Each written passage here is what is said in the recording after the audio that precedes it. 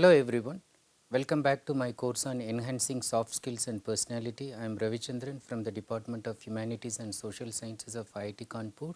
I have been giving this course to you for the past 1 week, and this is the unit 5, and this is the last unit and the last lesson for first week. Now we will conclude this week's lesson with the third part of MIND-SET-3, and in this lesson I would like to discuss with you about some secrets of developing growth mindsets, which is very important in terms of developing and enhancing your soft skills as well as personality. Before I start discussing about the secrets, as I do normally, I would like to talk to you first about the highlights of the last lesson. What did we do in the last lesson? We basically discussed about learning mindsets and how you can develop learning mindsets. That is how generally you can change your attitude to develop as a good learner. Okay. In that lesson, we understood that one's perception about oneself as a learner determines the way a person learns a subject. A person's mindset towards learning will affect the decisions he or she makes towards his or her learning objectives. A person with a fixed mindset in that sense will believe that intelligence will be fixed. So, the person with fixed mindset will never think that intelligence can be changed. He or she always believes that it is a given trait. But a person with a growth mindset believes in the growth of intelligence and learns from any new field also. There is nothing unfamiliar for the person with a growth mindset because the person is open, willing to explore. By consistent practice, one can change established beliefs. So, I ended up by giving some tips for developing growth mindset, such as hard working, gaining new knowledge, willing to take risks or embracing challenges, and I said that this will generally facilitate growth mindset. Apart from that, working on failure instead of getting stuck by failure or feeling that it is a setback, working on failure by focusing on different strategies and more efforts can contribute to success. You should also use self-talk to eliminate fixed mindset. The self-talk is something that you tell yourself that when the negative mindset, the fixed mindset comes and tells you, oh no, you can't do this, you will begin by saying, no, I can do this, I will at least try, I will give a good try, I will work hard, I will try to use my willpower, I will try to achieve this, I will do this, it is possible for me. As against your negative mindset that keeps telling you, no, you can't do this, it will be difficult for you. So, use the self-talk. Even when the negative mind is trying to tell you, it is trying to pull you down with a fixed mindset, you always try to say something positive about your ability, your activity and the task that you have taken in hand so that you can accomplish it successfully. Now, going to today's lesson, I said I will try to give some secrets of developing growth mindset in a sense that they are not secrets, they are rather open secrets, but just to put it in a way that you really feel that they are secrets you need to explore. The first secret is that you should be like a baby. Now, why do I say this? If you look at a baby is never seen unmotivated. A baby is always doing something, always moving, always active, and it is a challenge for the parents, especially for the first 2-3 years, to monitor the baby. It becomes a 24/7 activity, that it is a full time job. Why? Because the baby is open, the baby is never afraid of exploring, whether it is playing with fire or getting drenched in rain or playing with running tap or eating mud outside or chewing slippers or any dirty substance. It is not concerned, it is not bothered, it wants to use the teeth, explore what is there. So, that openness without any bias, without any thinking that this is good, this is bad, this is dirty, this is ugly, this is beautiful. So, without this bias, without this prejudice, the baby is open. So, try to have that kind of openness, be like a baby. As babies, we always had this growth mindset, but we developed fixity by accepting the views of others on us. What kind of views? Most of these views are negative views. Most of the views came out from others based on their own inadequacies, or based on their own jealous feelings about us, or based on their own fears and apprehensions which might have happened in their life. But they did not want you also to explore, they did not also want you to take challenges. No, statements like telling you that you belong to a particular caste, you belong to a particular religion, you belong to a particular race. So, you are suited only for a particular kind of work that particular kind of religious group or racial group or casteist group would always be doing.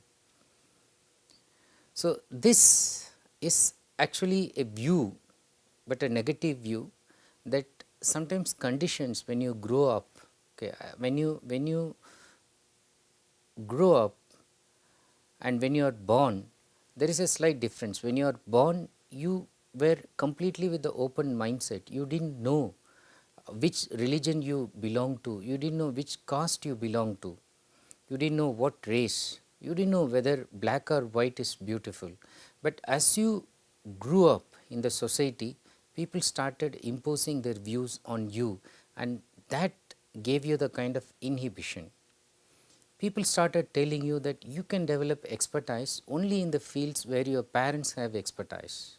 That if you are a doctor, you can become a doctor only if your parents are doctor. If your parents are engineers, then you can also become an engineer. But if your father is a cobbler, you will also become a cobbler. If your father is a carpenter, then you will also become a carpenter, and so on. So, this is again a kind of fixed mindset that was imposed on us by the people around us. As I said, that is because of their own inadequacies, their own fears, their own apprehensions, and sometimes it is because of their own jealousies. They do not want to help you to grow, they do not want to be a facilitator so that you grow. They are afraid that you may grow, you may outsmart them, and then that may lead to highlighting their own inadequacy. So, that is their business, their worry. So, you might have also heard of people telling that you will excel only in that kind of environment with certain conditions, but you are in this kind of surroundings. So, you are in a bad setup, you are born to a poor family, you are born to a group of people who have no idea about these kind of technicalities and talents. So, it is not possible, but you should understand that intelligence is actually not something that is given to you by DNA or by heredity. Intelligence can never be improved, that is what people want to tell you, despite your hard work and determination. But with startling discoveries in the field of growth mindset, you should believe that intelligence is something that can be developed, it is malleable. So, your brain can be grown, it can be developed, it can be enhanced. So, first secret is that be like a baby, at least when you are initiating something, at least when you start a new venture, be like a baby, think like a baby, act like a baby, be explorative, do not be afraid of failures. Now, the next important thing that Carol Dweck and others who talk about growth mindset highlight is in terms of human relationships. This is the next important secret, that you should learn to live with critical people. Now, you may find it very funny, and but this is a very interesting observation, because generally in human relationships, it is normal and natural to like someone who idolizes, prizes and worships you.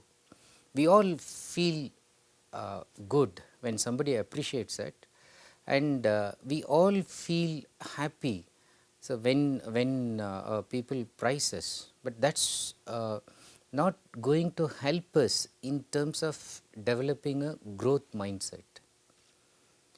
And people with fixed mindset generally try to gel with people who normally flatter them or who try to protect them in such a manner that they never criticize, they never say anything bad about them, and even if they do a wrong thing, the people around never point it out. So, you all know the story of that emperor's new cloth. So, the person who made the new cloth wanted to make the emperor realize that he is surrounded by flatterers, and in fact he did not make any cloth, he made the emperor just walk nude before others, and nobody said anything. So, they said that the cloth is looking good, it is wonderful, it is fabulous. But until the emperor looked at himself on the mirror, then he realized what kind of people that he was surrounded by.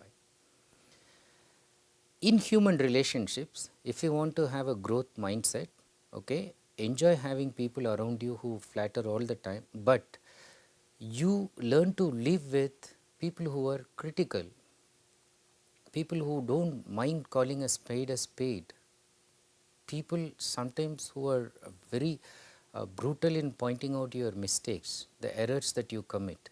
It hurts, it pains, but then if you have the growth mindset and if you want to develop that growth mindset, you should be receptive to people who are critical. Now, the relationship which one keeps the other in pedestal, okay, so worshipping, like you are the most beautiful person, you are the most handsome man, you are the most intelligent, you are the smartest ever, okay, keeping the other one in the pedestal, touching the feet and then saying that no one is like you. Now, this will actually lead to stagnancy, it will lead to fixity. For growth in a relationship, partners need to be critical where required. Okay, there are occasions when you really need to give genuine appreciation, do that.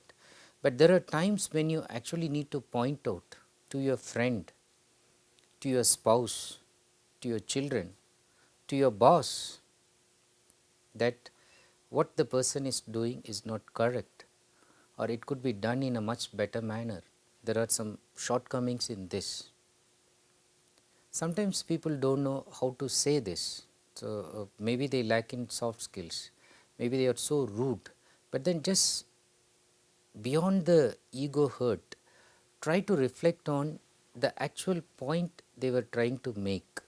If even an iota of truth is there in the point in terms of developing yourself is there, accept it. Now, that acceptance will make you develop this growth mindset. For growth in a relationship, partners need to be critical where required, even, and I would rather say especially in long term relationships, whether business partnerships or in marital relationships or long time friendship. You need to have somebody who will point out your errors, not the one who will be blind to the errors and take you to a very huge pitfall, downfall from which you will never be able to come out. It is only by giving a realistic picture of one's achievements and shortcomings and by accepting it positively, relationships will thrive.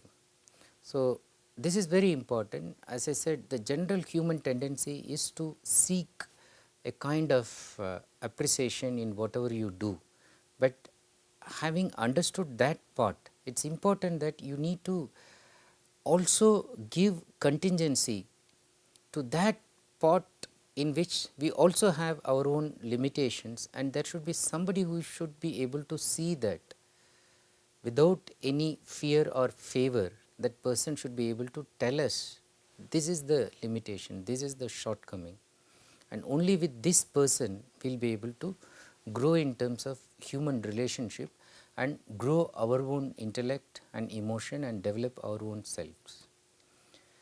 The next secret is that You should not believe in negative stereotypes, or you should not be vulnerable to stereotype threats.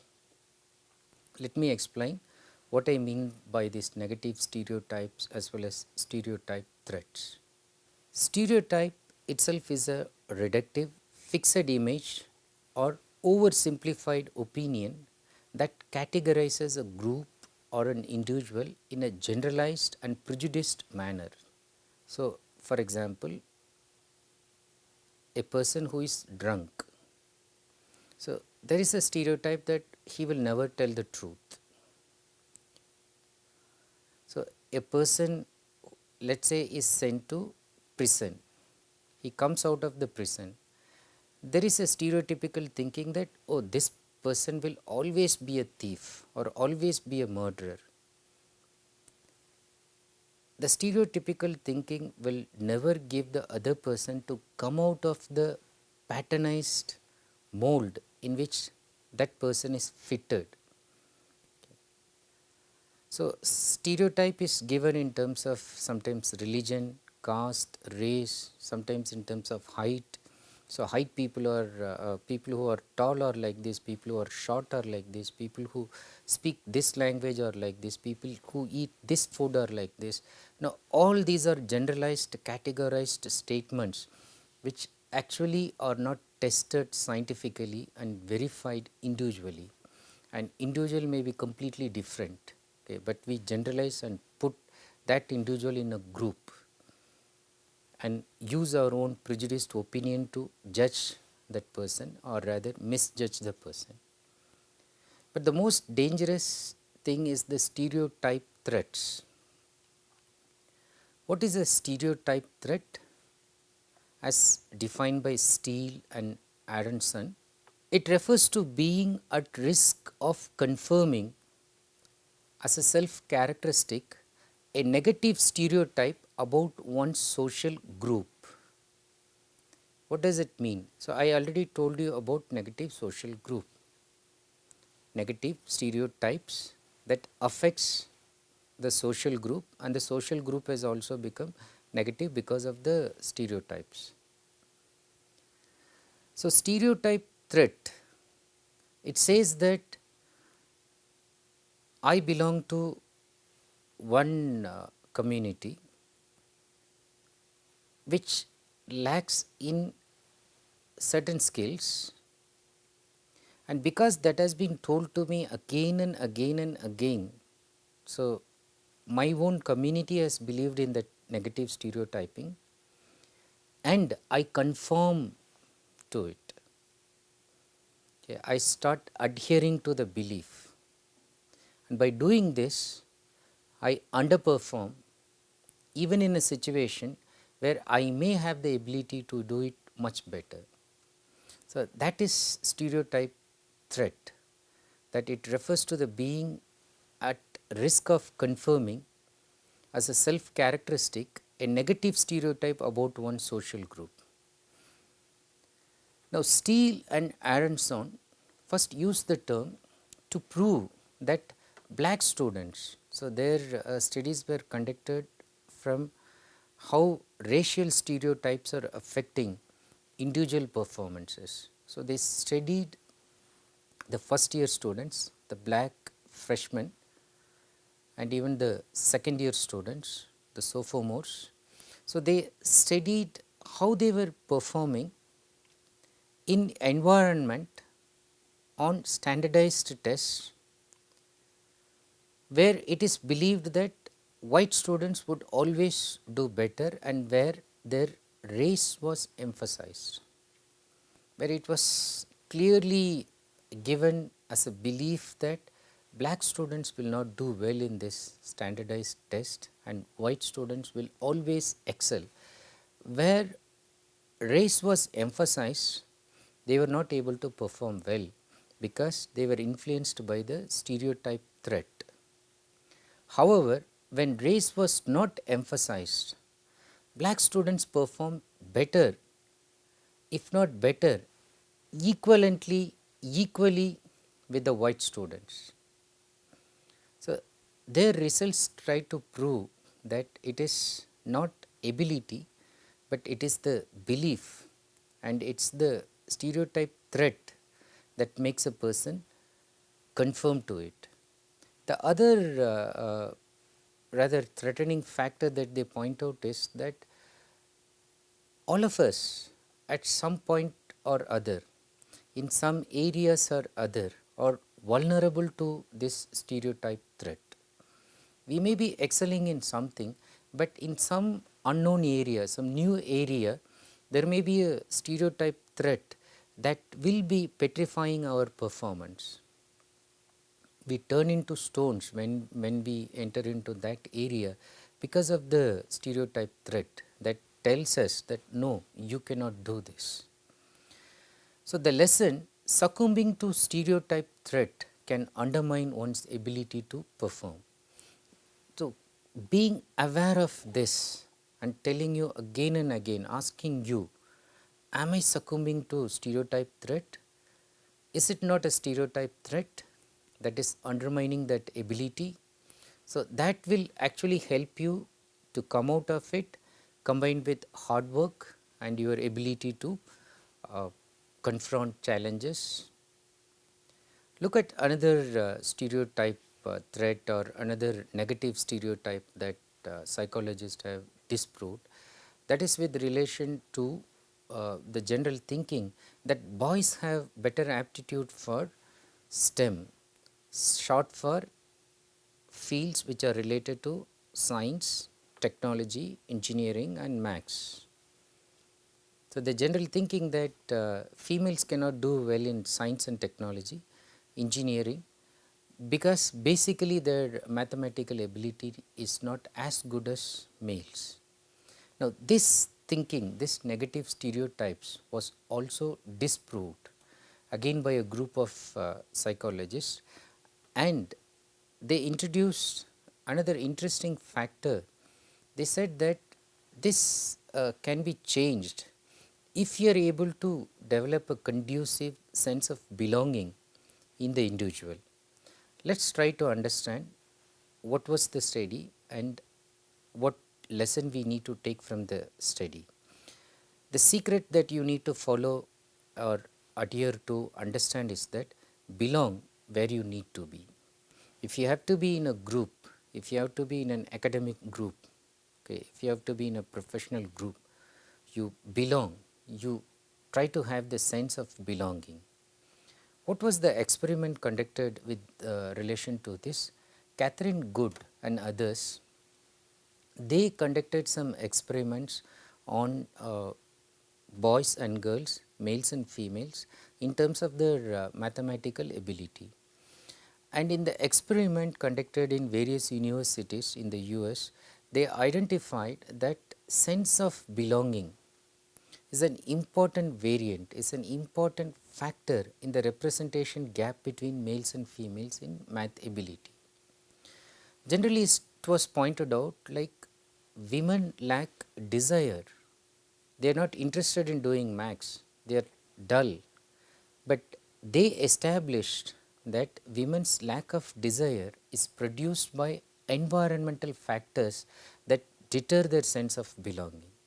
First of all, the group in which they should belong to, the academic group, itself tries to perpetuate negative stereotypes, saying that no, no, you cannot do this, you are a girl, you are a girl. But converse to that, they found out that if once a person feels fit in an academic community, she will perform better. So, it is important that she has to feel that I belong to this group, the group is validating my contribution, the group is making me feel that I am equal to them. If not, they are also appreciating occasionally that I am doing better than them. I belong to this group and I can perform better. If the academic community can make her feel this way, she will naturally perform better. So, Good, Rutten and Dweck, based on their discovery, they make this statement. Let us look at this, quote unquote. When sense of belonging is protected by learning environments that convey a malleable view of intelligence, students may be less vulnerable to the impact of negative stereotypes on achievement and intention to remain in the domain. Simply, what they try to tell is, when sense of belonging is protected by learning environments, when the student, especially here a girl student, in terms of developing maths or science or technology or engineering ability, if she is made to feel protected in the learning environment, that conveys a malleable view of intelligence. The view is that we are giving you an environment, we are facilitating where you can grow your intelligence. So, if this kind of environment is given, then students may be less vulnerable to the impact of negative stereotypes. Rather, they become immune, they are protected from negative stereotypes and intention to remain in the domain. The second part implies that some people occasionally do well, but then they give it up. They feel that, okay, at undergraduate level I did that, but then at postgraduate level I don't want to follow, or at postgraduate level I did that, but for research at PhD level I don't want to do. So, their intention to remain in the domain is also conditioned and governed by the sense of belonging that is given and protected by learning environments. Now, can you actually wait for that kind of learning environment? Some of you are actually gifted, some of you are lucky, some of you are blessed. You may fortunately find yourself in that kind of learning environment, but most of us are not that blessed. Now, in that case, I suggest that you should contribute to create a sense of belonging to where you need to be. This means identify the academic community, the professional group that you should be. Sometimes the group will not accept you, sometimes the group may insult you, the group may humiliate you, the group may reject you, but keep that in mind that this is a kind of prerequisite for you to become an active member in the group. You have to convince them that you are equal. In certain aspects you are even better than most of the group members, and by positive reinforcement of consistent good behavior, some members will slowly start accepting you, and sooner or later you will also become a very active member of that group. So, contribute to create a sense of belonging instead of waiting that you will find a group where you will have that sense of belonging. Okay. So, if you wait, then that wait is never going to end, but you identify groups and then you try to contribute, you try to share, you try to give, okay, and then people will accept you. Now, with this I just want you to also remember one more interesting psychological experiment, that is in terms of Hawthorne experiment, and remember Hawthorne effect which came out of Hawthorne experiment. What is this? Now, Hawthorne effect generally refers to the alteration of behavior by the subjects of a study due to their awareness of being observed. Hawthorne effect refers to the alteration of behavior by the subjects of a study due to their awareness of being observed. Now, this will become clear when I tell you what was the experiment and the story behind the experiment. Now, this effect is actually based on experiments conducted by Elton Mayo in the 1920s at the Hawthorne plant of the Western Electric Co. in Chicago. Now, the company managers and CEOs, they wanted them to conduct certain specific experiments in order to study the productivity. So, they wanted to find out what could be done to motivate their workers and make them perform better and increase the productivity by which the company can also earn better. So, generally it was about to study the workers' productivity, and then the methods in which they studied was based on the previous theories of motivation, previous norms about work environment, in which it was thought that people who work in dim light will perform lesser than people who work in bright lights. Okay. In terms of cleanliness, and then in terms of increasing or decreasing the duration.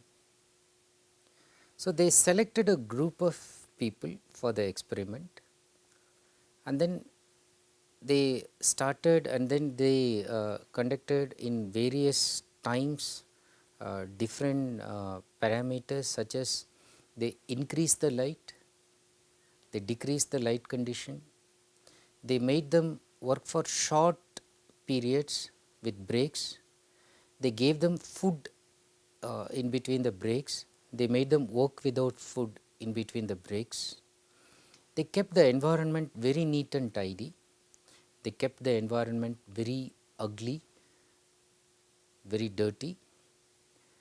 They kept on changing the duration, they made them work for long hours, they made them work for short hours. Now, the hypothesis, the thinking they had before they started conducting the experiments were like this, that if you give them favorable working condition, if you give a conducive environment, the productivity will increase. So, if the environment is dirty, if they work in low levels of light, if you make them work for longer hours, their productivity will naturally go down. That was the belief, that was the hypothesis they had. But the results they got, you wouldn't believe that it startled the people who conducted the experiments. What were the results? The results, despite the fact that they lowered the light, they increased the light, they gave food, they didn't give food, they made the environment dirty, they made it look very beautiful, they increased the duration, they made them work for long hours, they made them work for short hours. Now, despite of whatever variables, the performance went on increasing. Nowhere they showed that the performance will go down. Now, what went wrong or what went right? What happened? So, again they started analyzing the subject, that is the participants who actually were experimented on. Then they realized that in fact the experiment changed its direction. Then they realized it is important to study these participants. What happened? The participants who were selected for the experiments were actually all women workers. The reason for which they selected the women workers was particularly because they were small in number, and it will be easy to put them in a group and then make them work, and then they can study them easily. But what happened to the women workers? They got a feeling that they were selected among thousands of people who are working in the plant, and they were a chosen few. They developed a sense of elitist belonging. They felt that they are rather selected because they are the best workers. Okay. Come what may, they decided that they should give them their best performance. So, whatever they did, they tried to show them that their performance will never diminish, instead of whatever changes they will make in the environment, despite incentives, despite any extra benefits, they are willing to work so hard and then try to always increase the level of their performance. Now, in short, the Hawthorne studies found that workers were more responsive to group involvement and managerial attention than to financial incentives. It is not money finally that is going to give the job satisfaction, or escalate the work performance, but it is the attention that people are given to and the sense of belonging they developed and the privileged position they experienced. So, that actually contributed to higher level of productivity. So, overall, if you develop positive emotion in any given situation and sense of belonging, both can work wonders. So, remember Hawthorne effect. So, it completely changed the experimenters' hypothesis and then gave them new ideas in terms of motivation. It made them believe that it is not money, but it is esteem, it is emotion, it is sense of belonging. So, these are factors which are actually important in terms of productivity. Now, in terms of developing your growth mindset, these factors are also important. Now, finally, to conclude, I would say that overall when you develop your growth mindset, it is not easy to develop it overnight, but make incremental changes. That is, first change, but then make incremental changes, that is slightly increase your performance, slightly try to do something better than it was before, increment even inch by inch, step by step, brick by brick, as they say, is the wall, is the building that gets constructed. So, one step at a time, but always try to move forward and move in the right direction. That is enough. You will find epic change and monumental transformation in the long run. So, with that note, so I would like to conclude with another thought that has been attributed to Albert Einstein, and which is somewhat like my overall motto of this course, which I have said many times in the previous one. Remember that education is not learning of facts, it is not accumulating degrees, it is not saying that you have this degree, that degree, you know this information, that information, but the training of mind to think and to think in the right direction. For further reference, if you want to know more about Hawthorne experiment, I have given an online link from Boundless Management, which is available on online. And if you want to know more about the math ability experiment conducted by Catherine Good and others, it is also available in the form of a paper online. If you want to read more about stereotype threat, you can also refer to the book, and part of which is published as an article in the Journal of Personality and Social Psychology. The reference is also there. And there is also another interesting article by Steve Stroessner and Catherine Good on stereotype threat and overview, which very simply summarizes what stereotype threat can do to people.